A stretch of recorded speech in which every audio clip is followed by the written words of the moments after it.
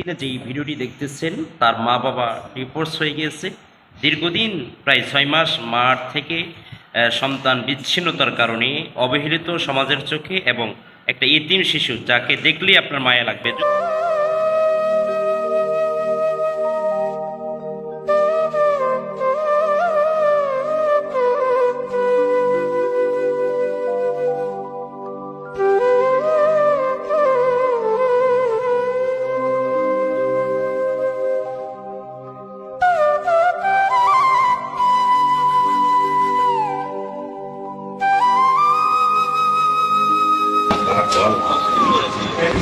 কি নিয়ে যান দরকার হয় শোনেন, হ্যাঁ ওই বাইরে নিয়ে যান, ঘুরে টুরে আসুন, এদিকে আসুন।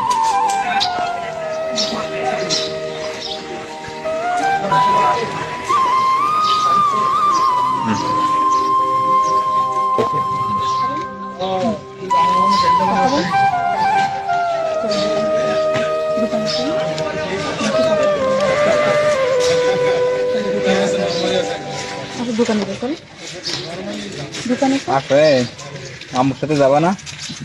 যাবা না? কি নাম তোমার? আচ্ছা আমার সাথে বলো। আব্বু নাম বলো। আমার সাথে শাশু নাম বলো। আমার সাথে এটা স্যার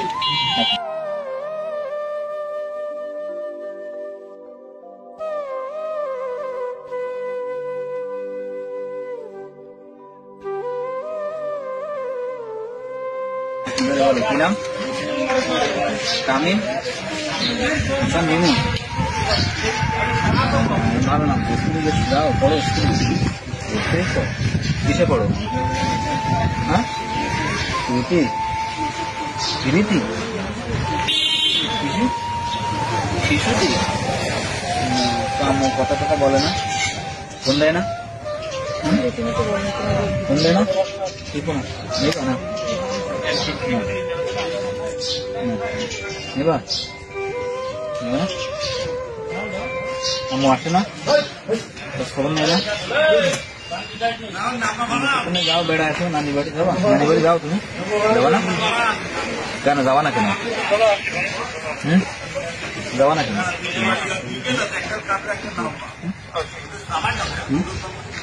যাবা না? কেন যাবা না? কেন আম্মু আদর করে না? বাবা করে? বাবা আদর করে? করে? দাদি আদর করে? দাদা আছে? যাও না, বেড়াচ্ছি কামবো না। যাবো না? আপনি কথা বলেন, আপনি কথা বলেন, দেখেন আপনার ভালো কথা বলেন। মুখ ঘুরায়নি আপনাদের কি বাঁধাবো নাকি?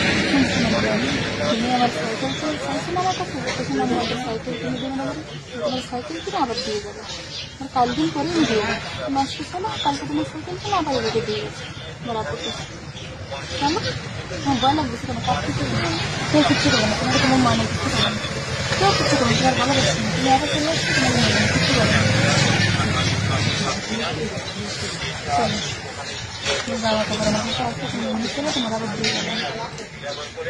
চলো চলো যাও যাও, ঘুরে আসো। জিনিস দেখেন, আসলে আজকে একটা ব্যতিক্রমী ভিডিও আপনাদের দৃশ্য দেখানোর জন্য ভিডিও ধারণ করেছি। এই ছেলেটি তার মা বাবা থেকে এখন বিচ্ছিন্ন, মানে মা থেকে এখন বিচ্ছিন্ন, মানে বাড়িতে পারিবারিক কলহের সূত্র ধরে মা তার সংসার ছেড়ে চলে যায় এই বাচ্চা রেখে। পরবর্তীতে হয়তো বিভিন্ন সময় যোগাযোগ করছে, কথা বলছে, ফোনে টোনে কথা বলছে, কিন্তু 6 মাসের ভিতরে, কতদিন পরে আসছেন আপনি? 6-7 মাস। 6-7 মাস তার মা তার কাছে ছিল না। এখন 6 মাস পরে তার মা কিন্তু নারীর টানে চলে আসছে বাচ্চার সাথে দেখা করার জন্য। পাশেই তার হাজবেন্ড এখানে আছে, আসলে তার হৃদয় বিদারক দিচ্ছে এরকম। এই মহিলাটা ক্যাম্পে গেছে শুধু বাচ্চাটার সাথে একটু দেখা করে দেয়, সেই কারণে সহযোগিতা করার জন্য আসছিলাম। এবং মহিলা চেষ্টা, মানে ইনি চেষ্টা করছে যে তার বাচ্চাকে একটু নিয়ে যেতে পারি কিনা, কিন্তু বাচ্চা কিছুতেই রাজি হচ্ছে না।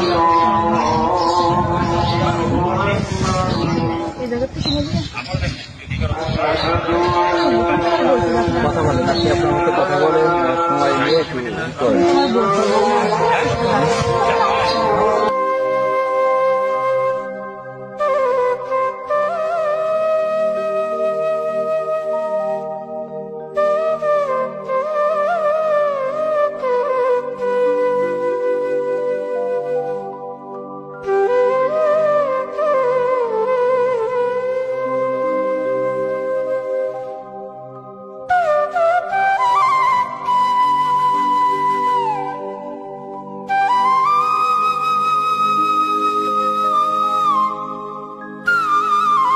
হাজারো শিশু আছে যারা সমাজে লাঞ্ছিত, বঞ্চিত, অপমানিত, নির্যাতিত।